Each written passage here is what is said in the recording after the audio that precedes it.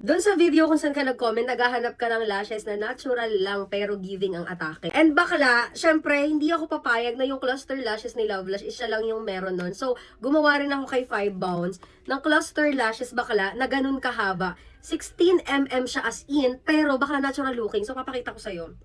Ayan siya, Mi, oh. Ayan siya. So, ipapakita ko sa'yo, Mi, yung look nito sa akin. Since, alam niyo naman ako, na talagang fan na fan talaga ako nitong cluster lashes sa self-adhesive and magnetic. And try on ko for you. So, ang gagamitin ko, 14, 16, 16. Pero kahit na ganun siya kahaba, ang ganda niya. Siguro ito, lalagyan ko siya ng another name. Since talagang iba yung style niya.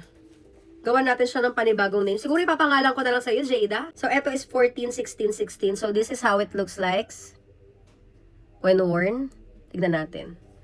Oh, di ba? Ang ganda. Bakla, ang ganda nito. Super natural looking niya lang, mahaba. Pero nakikita mo yung style niya, te.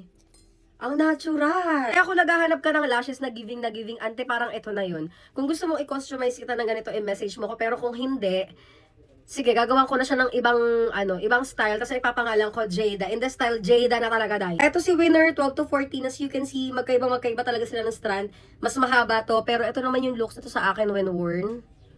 Ito yung mga sinasabi mo na pang natural looking lang talaga as in. Ito natural looking lang talaga siya. And good for everyday look. Pero giving, pero hindi siya masyadong giving na parang giving siya. Na parang ang gulo ko na. Natural effect niya lang, kahit 12 to 14 na siya. Unlike dito, kung makikita mo yung lashes na to, ang haba niya as in. Ayan, nalalapit pa ako sa screen. Ayan, ang haba niya. Pero kung makikita mo yung lashes na to, maganda siyang tignan. Kasi nga, super natural niya lang. And kahit na mataas, hindi siya sumasabit. Ganda. Kaya naman if you want this style, bakla i-chat mo, papangalan ko talaga sa ito, Jada.